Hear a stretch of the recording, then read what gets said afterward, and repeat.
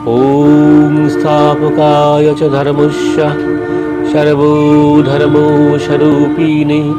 अवतार वरिष्ठाय रामकृष्णाय ते नमो नमः। শ্রী শ্রী রামকৃষ্ণ কথামৃত। মন্দাকিনীর প্রবাহমান স্রোতধারার ন্যায় মানবের জীবনের উভয় কুলকে বিপুল আধ্যাত্মিক শস্য পর্যাপ্তির সম্ভাবনায় উজ্জ্বল করিয়া পরিপূর্ণতার আপ্তির দিকে পৌঁছাইয়া দেবার জন্য ঊনবিংশ শতকে একটি মনুষ্য শরীরের রূপ পরিগ্রহ করিয়াছিলেন। তাহার নাম শ্রী শ্রী রামকৃষ্ণ। এই শ্রীরামকৃষ্ণের কণ্ঠ হইতেই উচ্চারিত হইয়াছিল বেদবাণী, যাহা সেই কালের বহু জ্ঞানী গুণী মানবকে প্রভাবিত করিয়াছিল এবং তাহাদের জীবনকে আমূল সংস্কৃত করিয়া অমৃতত্ব লাভের পথের সন্ধান দিয়াছিল। আজ আমরা হাজির হইয়াছি সেই শ্রীমুখ নিঃসৃত কথামৃত পাঠে। কথামৃত দক্ষিণেশ্বরের ঠাকুর শ্রীরামকৃষ্ণ, দ্বিতীয় পরিচ্ছেদ। শ্রী মহেন্দ্রচন্দ্র অর্থাৎ মাস্টারের প্রথম ঠাকুরের দর্শন। সন্ধ্যা হয় হয়, ঠাকুর শ্রীরামকৃষ্ণের ঘরে মাস্টার আসিয়া উপস্থিত। এই প্রথম দর্শন।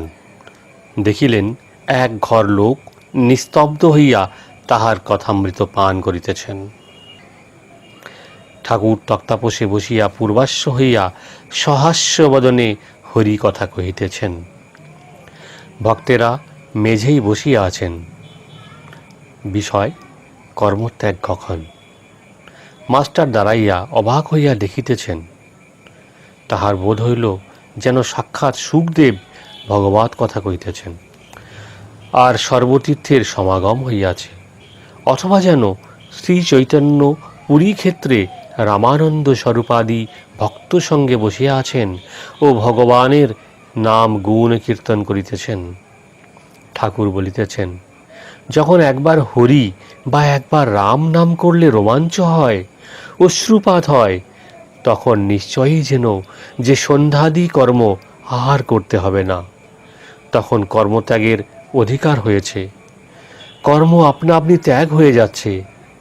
তখন কেবল রাম নাম কি হরি নাম কি শুদ্ধ ওঙ্কার জপলেই হলো। আবার বলিলেন, সন্ধ্যা গায়ত্রীতে লয় হয়, গায়ত্রী আবার ওঙ্কারে লয় হয়। মাস্টার সিধুর সঙ্গে বরাহনগরে এ বাগানে ও বাগানে বেড়াইতে বেড়াইতে এখানে আসিয়া পড়িয়াছেন। আজ রবিবার, অবসর আছে, তাই বেড়াইতে আসিয়াছেন।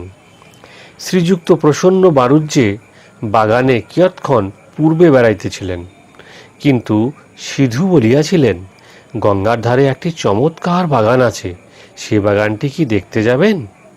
সেখানে একজন পরমহংস আছেন। বাগানে সদর ফটক দিয়া ঢুকিয়ায় মাস্টার ও সিধু বরাবর ঠাকুর শ্রীরামকৃষ্ণের ঘরে আসিলেন। মাস্টার অবাক হইয়া দেখিতে দেখিতে ভাবিতেছেন, আহা, কি সুন্দর স্থান, কি সুন্দর মানুষ, কি সুন্দর কথা, এখান থেকে নড়তে ইচ্ছে করছে না। কিয়ৎক্ষণ পরে মনে মনে বলিতে লাগিলেন, একবার দেখি কোথায় এসেছি, তারপর এখানে বসব। সিধুর সঙ্গে ঘরের বাহিরে আসিতে না আসিতে আরতির মধুর শব্দ হইতে লাগিল। এককালে কাঁসর, ঘণ্টা, খোল, করতালি বেজে উঠল। বাগানের দক্ষিণ সীমান্ত হইতে নহবতের মধুর শব্দ আসিতে লাগিল। সেই শব্দ ভাগীরথী বক্ষে যেন ভ্রমণ করিতে করিতে অতি দূর কোথায় মিশিয়া যাইতে লাগিল। মন্দ মন্দ কুসুম গন্ধবাহী বসন্ত আনিল, সবে জ্যোৎস্না উঠিতেছে। ঠাকুরদের আরতির যেন চতুর্দিকে আয়োজন হইতেছে। মাস্টার দ্বাদশ শিব মন্দিরে, শ্রী শ্রী রাধাকান্তের মন্দিরে ও শ্রী শ্রী ভবতারিণীর মন্দিরে আরতি দর্শন করিয়া পরম প্রীতি লাভ করিলেন। সিধু বলিলেন, এটি রাসমণির দেবালয়, এখানে নিত্য সেবা, অনেক অতিথি কাঙাল আছে। কথা কহিতে কহিতে ভবতারিণীর মন্দির হইতে বৃহৎ পাকা উঠানের মধ্য দিয়া পদচারণ করিতে করিতে দুইজনে আবার ঠাকুর শ্রীরামকৃষ্ণের ঘরের সম্মুখে আসিয়া পড়িলেন। এবার দেখিলেন ঘরের দ্বার দেওয়া। এইমাত্র ধোঁয়া দেওয়া হইতেছে। মাস্টার ইংরেজি পড়িয়াছেন। ঘরে হঠাৎ প্রবেশ করিতে পারিলেন না। দ্বারদেশে বৃন্দে দাঁড়িয়াছিল। জিজ্ঞাসা করিলেন, হ্যাঁ গা, সাধুটি কি এখন এর ভিতরে আছেন? বৃন্দে বলল, হ্যাঁ, এই ঘরের ভিতর আছেন। মাস্টার, ইনি এখানে কতদিন আছেন? বৃন্দে, তা অনেক দিন আছেন।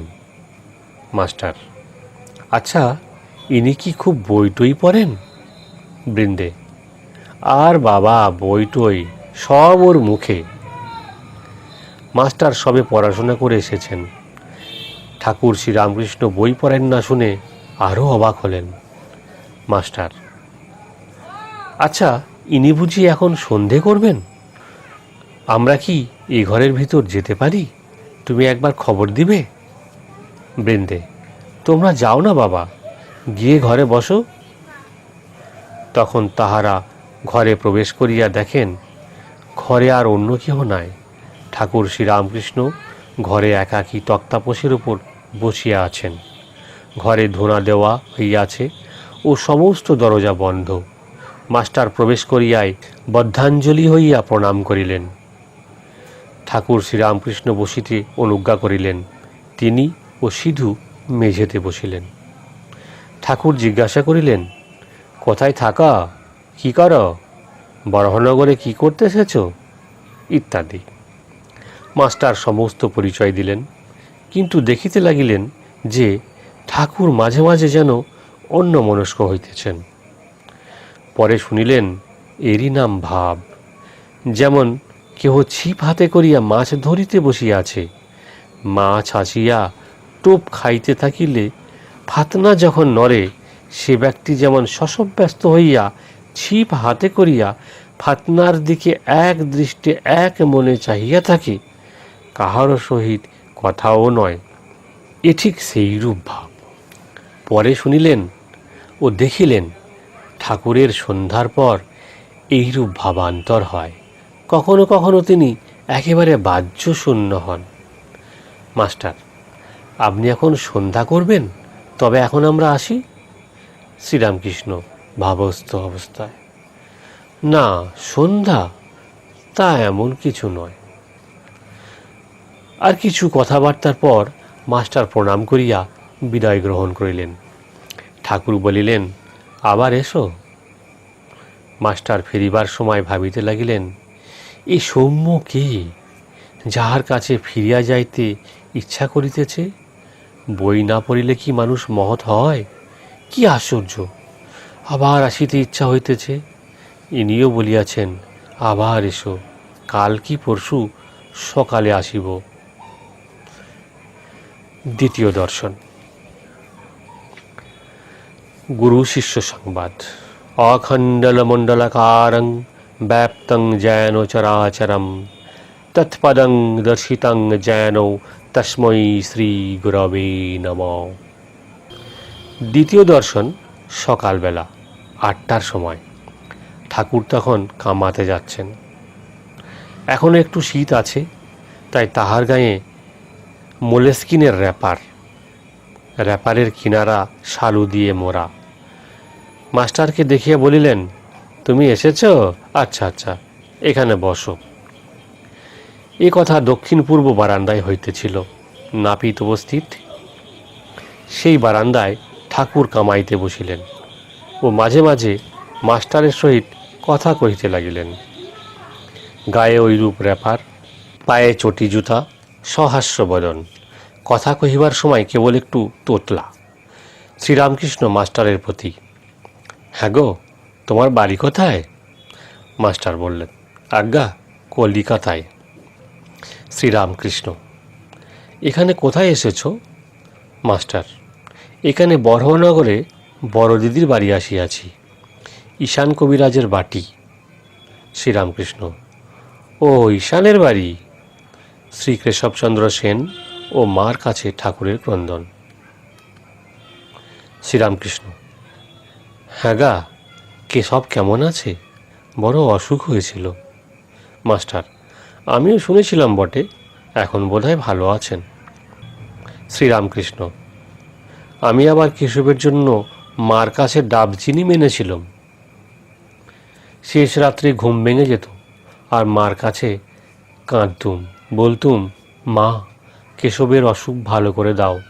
কেশব না থাকলে আমি কলকাতায় গেলে কার সঙ্গে কথা কব? তাই ডাব চিনি মেনেছিলুম। হ্যাঁ গা, কুক সাহেব নাকি একজন এসেছে, সে নাকি লেকচার দিচ্ছে। আমাকে কেশব জাহাজে তুলে নিয়ে গিয়েছিল, কুক সাহেবও ছিল। মাস্টার: আজ্ঞা, এইরকম শুনেছিলাম বটে, কিন্তু আমি তার লেকচার শুনি নাই। আমি তাঁর বিষয়ে বিশেষ জানি না। গৃহস্থ ও পিতার কর্তব্য। প্রতাপের ভাই এসেছিল, এখানে কয়দিন ছিল, কাজকর্ম নাই, বলে আমি এখানে থাকব। শুনলাম মাগ ছেলে সব শ্বশুরবাড়িতে রেখেছে, অনেকগুলি ছেলেপিলে। আমি বকলুম, দেখো দেখি, ছেলেপিলে হয়েছে, তাদের কি আবার ও পাড়ার লোক এসে খাওয়াবে দাওয়াবে, মানুষ করবে?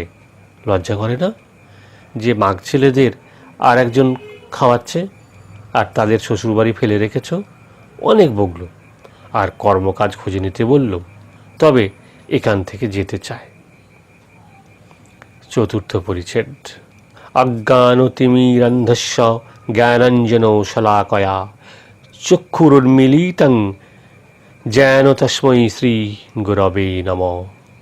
মাস্টারকে তিরস্কার ও তাহার অহংকার চূর্ণকরণ। শ্রীরামকৃষ্ণ মাস্টারের প্রতি: তোমার কি বিবাহ হয়েছে? মাস্টার: আজ্ঞে হ্যাঁ। শ্রীরামকৃষ্ণ শিহরিয়া: ওরে রামলাল, যা, বিয়ে করে ফেলেছে।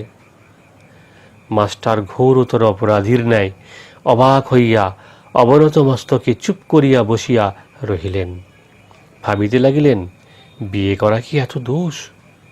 ঠাকুর আবার জিজ্ঞাসা করিলেন, তোমার কি ছেলে হয়েছে? মাস্টারের বুক ঢিপ ঢিপ করিতেছে। ভয়ে ভয়ে বলিলেন, আজ্ঞে, ছেলে হয়েছে। ঠাকুর আবার আক্ষেপ করিয়া বলিতেছেন, যা, ছেলে হয়ে গেছে। তিরস্কৃত হইয়া তিনি স্তব্ধ হইয়া রহিলেন। তাহার অহংকার চূর্ণ হইতে লাগিল। কিয়ৎক্ষণ পরে ঠাকুর শ্রীরামকৃষ্ণ আবার কৃপাদৃষ্টি করিয়া সস্নেহে বলিতে লাগিলেন, দেখো, তোমার লক্ষণ ভালো ছিল, আমি কপাল, চোখ এসব দেখলে বুঝতে পারি। আচ্ছা, তোমার পরিবার কেমন? বিদ্যাশক্তি না অবিদ্যাশক্তি? জ্ঞান কাহাকে বলে? প্রতিমা পূজা। মাস্টার: আজ্ঞা, ভালো, কিন্তু অজ্ঞান। শ্রীরামকৃষ্ণ বিরক্ত হইয়া: আর তুমি জ্ঞানী? তিনি জ্ঞান কাহাকে বলে, অজ্ঞান কাহাকে বলে এখনও জানেন না। এখনও পর্যন্ত জানিতেন না। এখনও পর্যন্ত জানিতেন যে লেখাপড়া শিখিলে ও বই পড়িতে পারিলে জ্ঞান হয়। এই ভ্রম পরে দূর হইয়াছিল। তখন শুনিলেন যে ঈশ্বরকে জানার নাম জ্ঞান, ঈশ্বরকে না জানার নামই অজ্ঞান। ঠাকুর বলিলেন, তুমি কি জ্ঞানী? মাস্টারের অহংকারে আবার বিশেষ আঘাত লাগিল। শ্রীরামকৃষ্ণ: আচ্ছা, তোমার সাকারে বিশ্বাস না নিরাকারে? মাস্টার অবাক হইয়া স্বগত। সাকারে বিশ্বাস থাকলে কি নিরাকারে বিশ্বাস হয়? ঈশ্বর নিরাকার এই বিশ্বাস থাকিলে ঈশ্বর সাকার এই বিশ্বাসও কি হইতে পারে? বিরুদ্ধ অবস্থা দুটাই কি সত্য হইতে পারে? সাদা জিনিস, দুধ, কি আবার কালো হতে পারে? মাস্টার: আজ্ঞা, নিরাকার, আমার এইটিই ভাল লাগে। শ্রীরামকৃষ্ণ: তা বেশ, একটাতে বিশ্বাস থাকলেই হলো।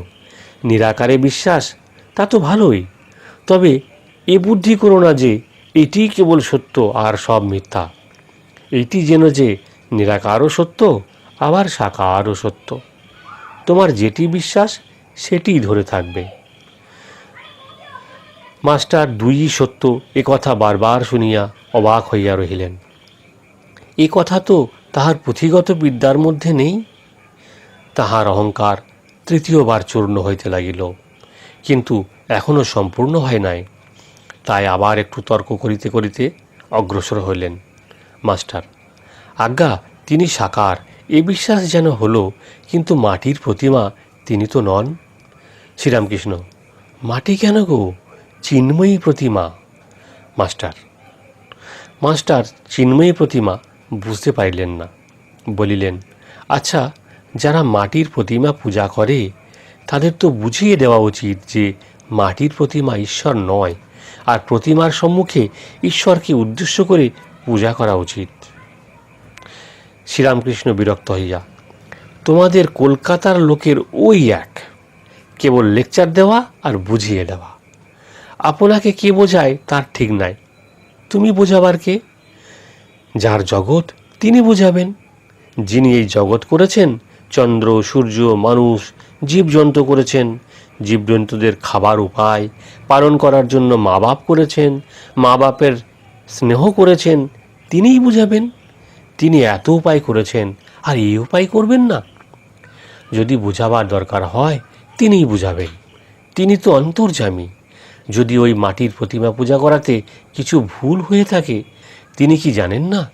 তাকেই ডাকা হচ্ছে, তিনি ওই পূজাতেই সন্তুষ্ট হন।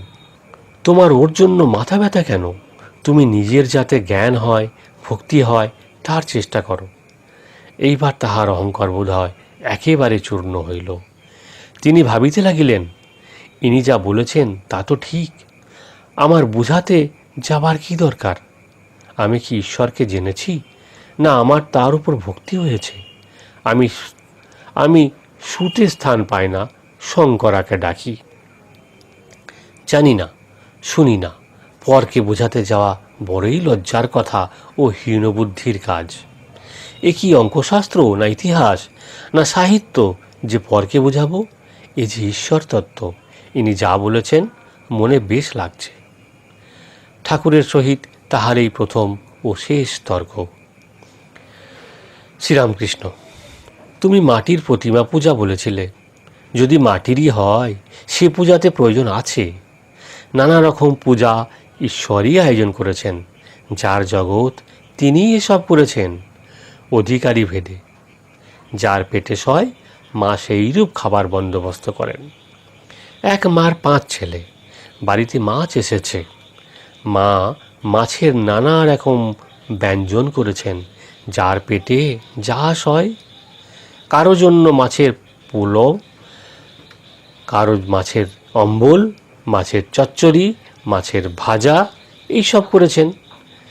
যেটি যার ভালো লাগে, যেটি যার পেটে সয়। বুঝলে মাস্টার?